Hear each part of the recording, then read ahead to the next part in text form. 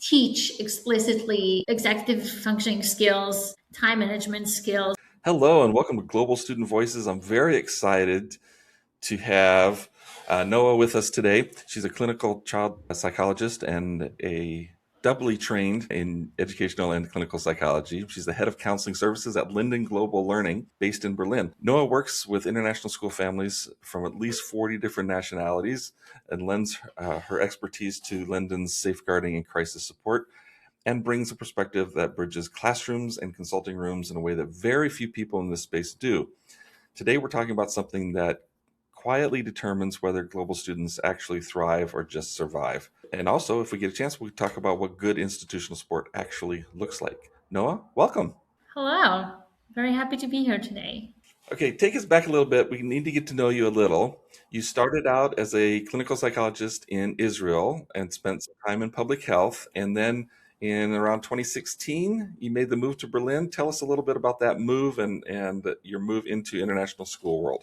So I was working in Israel as an educational psychologist. So as you said, I had my double masters, and that was focused on both clinical psychology and educational psychologists. And I was kind of working between both of these worlds in Israel. I was very fortunate to do that. And then I had the opportunity to move to Berlin with my partner just for a few years. That was the plan, at least, for his PhD.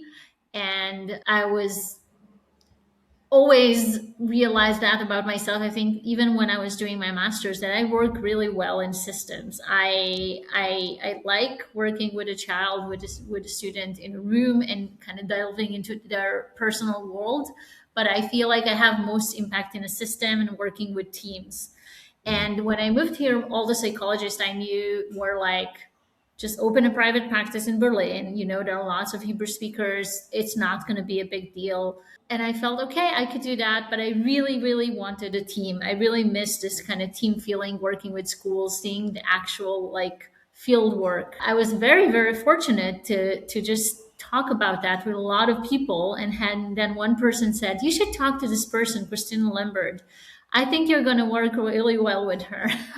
And Dr. Limbert is one of the co-founders of Linden here. And of course, we had a meeting, and it was very, very clear that I found a place for me. That was almost 8 years ago, even more actually. When I'm thinking about it, yes, it would be 9 years in 2 months that I've been working with Linden and doing what I loved doing the best. So doing both psychoeducational assessments, going to schools, doing observations, but then slowly but surely developed the counseling team of Linden and started really focusing on that third culture experience and what that means when you move between different worlds and how you create that support system for yourself and the team. So this, I think, the very basic realization I had about my own mental health needs, trying to build that systemically for other people as well, so they don't feel that they have to thrive on your own, because it's very, very difficult to thrive on your own.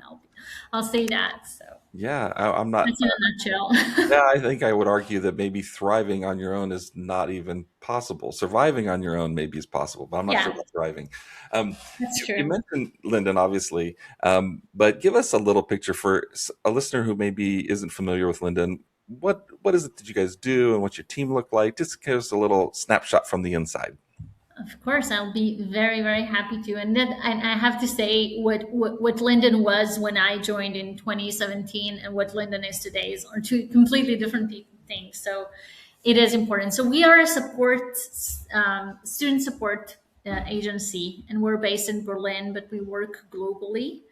And we really focus on the student in the center and all the systems around the student. And we provide psychoeducational assessments for globally mobile families and students. We do counseling services. I think now we have 20 different languages. We do speech therapy, occupational therapy, support for schools around the world in terms of professional development on different topics of students' needs.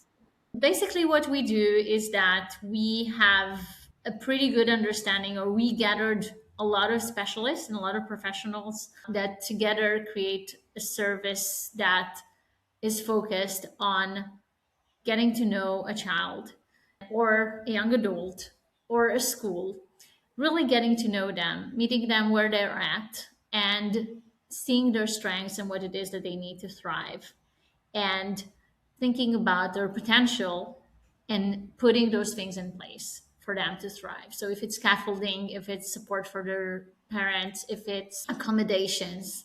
So Linden is really just that rooting crowd that also gives you really practical tools and advice wherever you're at. Yeah, that would be my definition of Linden. We focus mostly on international schools here in Berlin and universities here in Berlin until 2020, when COVID forced us all home and started really focusing on working more and more online. So developed our own systems for how to engage students online, learned from best practice of how to provide services online. And currently we work with schools and universities all over the world. So we have a network of specialists that are across different countries, so we can provide support in different time zones but still have a team and to look at a student, so we're not working in isolation.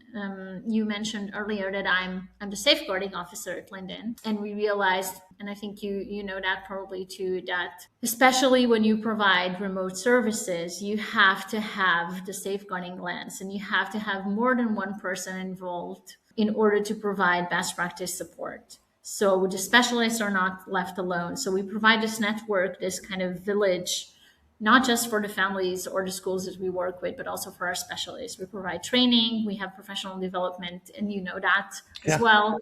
Internal professional development, we have team meetings, and I think that's also part of our ethos, that we're not just about connecting someone who looks for a service with a specialist. We're not that kind of thing. We have our own values, and we train the people we work with to create that system of Yeah. support. Yep. Probably a good time for full disclosure. I also work with Linden Global, so I'm one of those specialists. And I think the training and the safeguarding that you guys do is really special. And I think in this space, and as maybe particularly at this time, it's probably always been important, but I think at this time it's even more critical. You guys are leading the way, and I really appreciate that. We talked a little bit about institutional practice, and you guys working with institutions, and Lyndon you particularly working with institutions. Can you paint a picture of maybe when institutions get it right, what that looks like for the student and the family? Uh, that's a big question. But when institutions get it right, well, I think first it's having policies in place, and for that you also have to have some kind of experience, or at least start with policies. And really, institutions that get it right are those who that really think about all the worst case scenarios possible, but also all the best case scenario possible, and try to share both of those possible experiences with every stakeholder in their system and prepare them for those. So you're not left without tools if you are thriving and if things get tough. And you realize that life is about, that it's not black or white. It's not like you're either thriving or you're in a crisis. You keep on moving on that sequence between the two, and you have tools to identify where you're at. I'm in the thriving moment, and here are the things I can do for myself because I know I am in a really good place.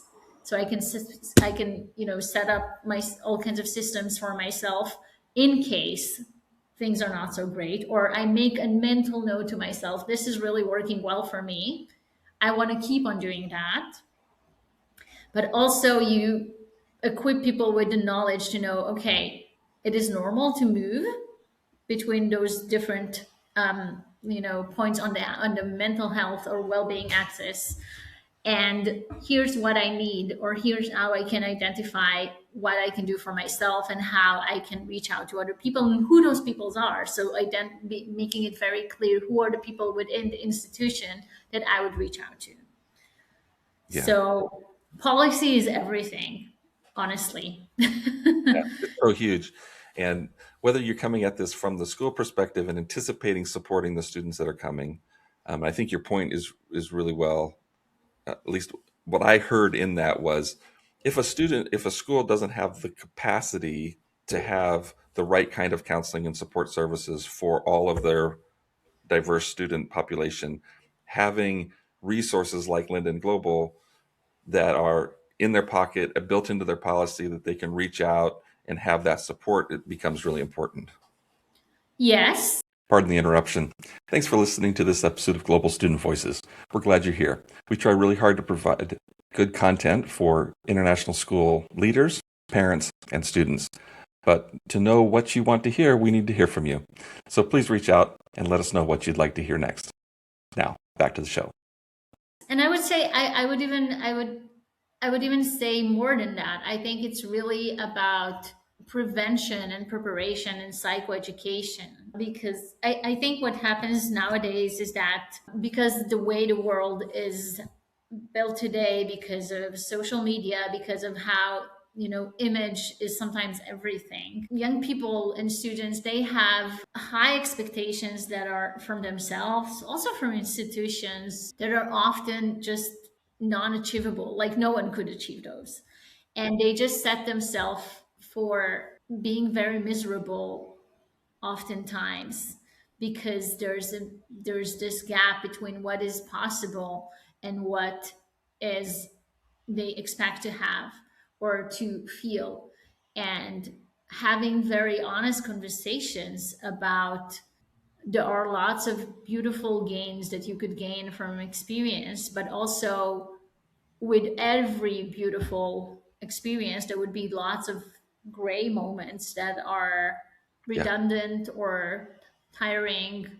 And here's what you can do to make it better. But really talking about those things and normalizing them as part of the human experience before people get to the point where they struggle, and then we don't have the capacity and we need to refer out. Mm. So, I mean, I love working with young people, but I would rather for them to have the understanding and the tools that it's okay to sometimes struggle a little bit, and to have the understanding that this is when it's too much and I need then to reach out and support myself, and that support is out there. Yeah. Yeah, so I'm getting a bit off my script, but as far as like working with an institution in particular, when I was at the university, we did a fairly extensive onboarding for all of our global students, where we had them for a week to 10 days, and we talked a lot about a lot of these things. We let them know what resources were available to them at the university, but we really worked hard at helping them build their support system, identify who the people were that are maybe from their in their network, even from home or wherever, that they can reach out to in crisis, but also just in terms of helping them monitor their own well-being. And then we created community on campus so that they had each other to bounce off of and to identify. I mean, how it's so important even just to bump into each other frequently enough that somebody can go, "Are you okay? Like, really? Like, you tell me more what's going on." Is that something that you would advise be done kind of in silos or in huge collective like group, or all of those things? I would definitely advise to have, I think the group impact is really important. Just what you mentioned, like identifying your people who are in a similar situation like you are, because oftentimes what happens, and especially if you go and study abroad, this is something that you've anticipated for a very, very long time. And you've been working really hard towards it, probably like your family has lots of expectations, probably a lot of money was also put into that, and your friends are doing their own things and similarly in a different place. So there the many of the students that I talk to, they report feeling very blocked from talking from with their actual like established support systems back home, because they feel either shame, or they feel like, you know, I'm fortunate enough to have all of this and I'm still suffering. What is wrong with me? That's just not okay. So it's the feeling that is very reasonable to feel out of place in a new place, they oftentimes label it as being spoiled, or like not being grateful enough for the fortune that you have, and they don't share. So talking to people, creating those networks with people who are experiencing something very, very similar to you, where you could start peeling off those like really labels of shame that they put on themselves, and maybe society puts on them, I don't know, is huge. Also because we know that having someone like an accountability buddy, or someone that you know is in the same time zone, that you can just go and see them, that you can have a walk together, you can have coffee together. We know that from literature that this is important. It's a huge protective factor when we talk about mental health crisis. So yes, definitely creating those local networks and still reflecting on your private already established networks as well. So I would really keep on moving from the macro to the micro level. You know, what are the things that I can do for myself? And what are the things that other people can do for me? And what are the things that my institution can do for me? So we create, and this is something that I like to call a collaborative care plan. I hate the term self care. Yeah. I hate it, because care is not something that needs to be only done by self. You know, yes, you should also care for yourself, of course, and you should also like know yourself well enough to know what you need, but care is always collaborative. Yeah. Yeah. I work with a lot of families that are in the transition, like they're moving from the high school, the safety net, which hasn't always been super safe, but they're moving from one place to another. Are there kind of best practices preparation in their preparation plan, and even just for me as I'm working with students in that transition, are there some things that we should be talking about really intentionally in that transition time? Parents can be talking to their kids about, schools, international schools that are listening can be talking to all of their graduating seniors about. Like you said, it's a long process. So they spend a lot of time and energy in this transition, and probably disproportionately amount on do I get my visa and do I get financial aid, whereas opposed to the really important stuff is how do I create that collaborative, supportive environment. What would be your big takeaway or your big like push? One of my biggest takeaways would be to start talking about those things early on. So not after, you know, we already have our university placement, or we booked a ticket and it's 2 months to go. That's not really the best time to start thinking about that. This is something that needs to be slowly talked about, and a part of the curriculum when we start, I would say even grade 9 or 10. You know, slowly but surely just start thinking about the future, and talking about the challenges and talking about the hopes, and thinking like having students really recognize the anchors in their lives, those things that they have now that really work well for them, you know, and how that could look like. What is those things that they would like to have for themselves when they go to a new place, so we can start already planning ahead of time, right? For example, I don't know, I am a part of a basketball team, and being a part of a team is something that really helps me thrive, and also obviously working out, but you know, just that. How do I start exploring something that is going to give me a similar feeling, like really pinpointing the essence of what it is that it gives me, and how I can see that in a different context, and maybe it won't be exactly the same. So not looking at it as a rigid thing, right? We want to develop, we want to be flexible. Cognitive flexibility is one of the biggest factors when we talk about mental health and Mhm. well-being. But how would I give myself or build into my routine something that would give me a similar experience? And how, like, maybe right now I practice twice a week, but hey, when I start to like a new place, when I go to university, and I also need to maybe study the language, maybe work out my living situation, all those things, maybe I cannot do it twice a week. Maybe I can only do it once a week. So starting like thinking about how there are some things that are non-negotiables for me, that are very, very important, that are priorities for me, and how those other things that I can be flexible, or do they have to be like that? Can I be a bit flexible about that? So having those discussions early on, I think it's very, very important. I think it also is, you know, if specific mental health needs, disabilities, anything that has to do with housing accommodations, be like everything that is practical, planning for those things early on, knowledge and having clarity, contacting student service offices in institutes early on, sharing information, understanding what's out there, and making informed decisions. I hear a lot people are very upset with the fact that things are not accommodating or in different countries, for example. And I think that's okay. And we can all oppose that and, and take actual steps to change that. But maybe it's also okay to say, hey, when I look at all those factors, maybe there's a different place that is better for me where I'm at with my own current needs. So I think that's also breaking that binary of like, there are those elite schools.